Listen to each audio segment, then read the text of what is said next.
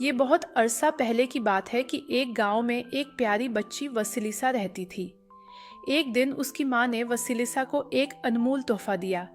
ये एक छोटी सी कपड़े की गुड़िया थी, जो देखने में आम सी गुड़िया थी। साथ ही उसकी माँ ने उसे एक नसीहत भी की। वसिलिसा, इस गुड़िया का खास ख्याल रखना। हर रात इसे दूध और बिस्किट खिलाना। जब तक तुम ऐसा करती रहोगी, तब तक ये गुड़िया हर परेशानी में तुम्हारी मदद करती रहेगी।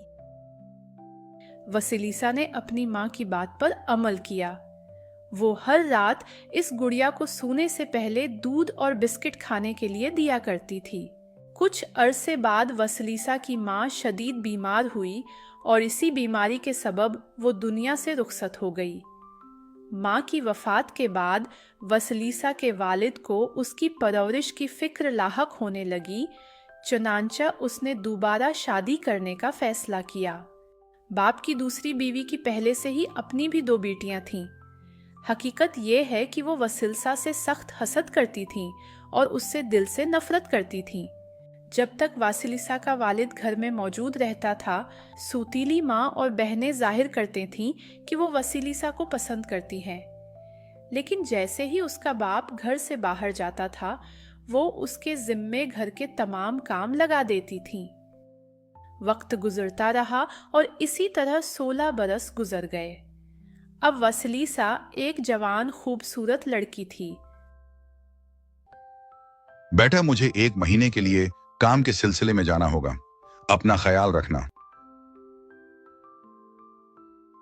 वसिलिसा के बाप को गए हुए अभी पहली रात ही हुई थी कि सूतीली माँ ने अपनी बेटियों को इकट्ठा किया और वसिलिसा से जान छुड़वाने का एक मंसूबा तैयार किया।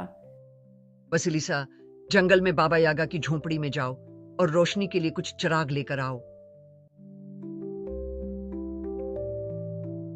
उस रात भी वसिलिसा ने जाने से पहले अपनी गुड़िया को खाने के लिए दूध और बिस्किट दिए। फिर कुछ देर के लिए उसके पास बैठ गई और बोली, ए छोटी गुड़िया, मेरी माँ ने मुझे बताया था, अगर मैं तुम्हें खाना खिलाऊं और तुम्हारी देखभाल करूं, तो तुम मेरे मुश्किल वक्त में मेरी मदद करोगी। मैंने तुम्हें खाना खिलाया और तुम्हारी देखभाल भी की है। अब मैं शदीद मुश्किल में हूं। मुझे बाबा यागा के पास जाना है और सब जानते हैं कि वो एक निहायत बदकिरदार जादूगरनी है। मुझे बताओ कि मुझे क्या करना चाहिए। जितनी तुम खूबसूरत हो, उतनी ही जरूरतमंद बनो। बाबा यागा की झोंपड़ी में जाओ